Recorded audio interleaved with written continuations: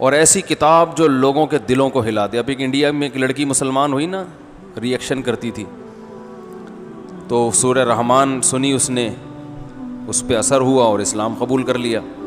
اس کی ویڈیو بھی آئی ہوئی ہے, وائرل ہوئی ہوئی ہے. مولانا طارق جمیل صاحب نے اس سے بات بھی کی.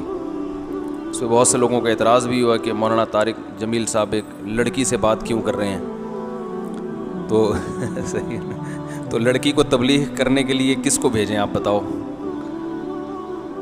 بھائی. وہ بہن بیٹی بنا کے بیچارے اس سے بات کر رہے ہیں, نظر بہت ہی حیا کے ساتھ. تو اتنا زیادہ دین کو مشکل نہیں بنانا چاہیے. میں نے بتایا نا بھی, وہ ایک ماسی ہمارے گھر آئی, کام کرتی ہے, تو ہم اس کو زکوٰۃ وغیرہ بھی دے دیتے ہیں, کچھ تعاون کر دیتے ہیں اس کے ساتھ, غریب ہے بیچاری.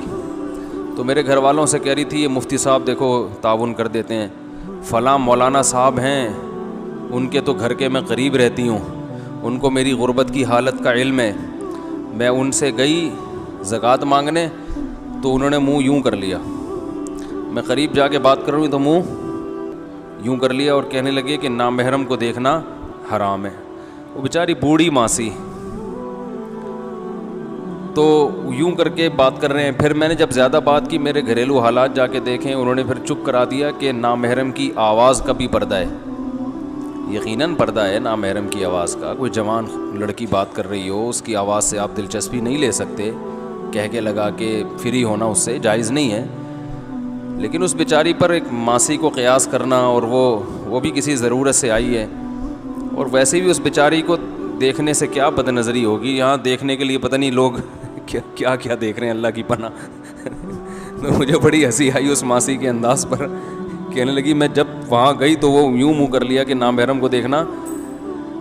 وہ جو بیچاری گھروں میں ہوتی ہیں نا, تو فتنے, بات یہ ہے کہ نامحرم کو دیکھنا کوئی ضرورت ہو اور فتنے سے انسان محفوظ ہو تو پھر کوئی حرج نہیں ہے. نبی صلی اللہ علیہ وسلم کی مجلس میں اگر کوئی خاتون آئی کبھی کوئی بات کرنے کے لیے, تو آپ نے یوں تھوڑی کر لیا کہ نامحرم کو دیکھنا حرام ہے, بات نہیں کرو مجھ سے, چلو یہاں سے, بھاگو یہاں سے. بات کی آپ صلی اللہ علیہ وسلم نے.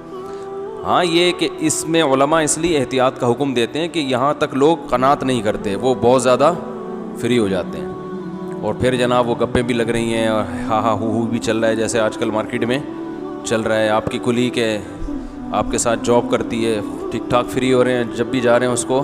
ایک خاتون یہاں جاب کرتی تھی, تو وہ لانڈھی ان کا کہیں آفس تھا, ناظم آباد سے لانڈھی کتنا دور ہے.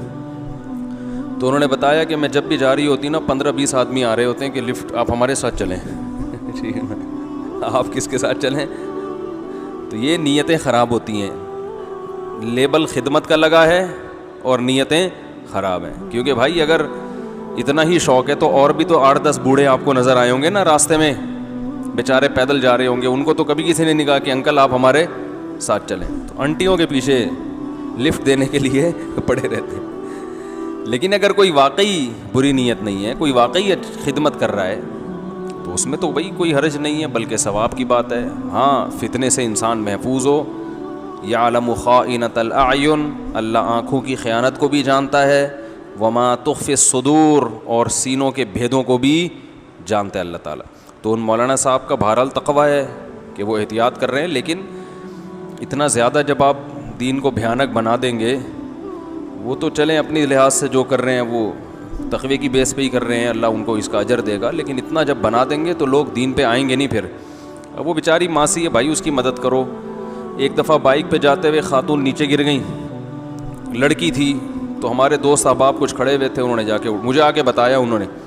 وہ بیچاری چیخیں مار رہی ہے, ایکسیڈنٹ ہوا ہے, تو اس کو اٹھانا ہے نا. تو انہوں نے کہیں اٹھا دیا, مدد کی اٹھانے میں, اور کہیں بھی ایمبولینس میں ڈالا یا کیا کیا. اب آ کے کہہ رہے ہیں کہ میں نے کسی کو بتایا, کسی مولانا صاحب کو, تو انہوں نے کہا نامحرم کو آپ نے ہاتھ کیوں لگایا.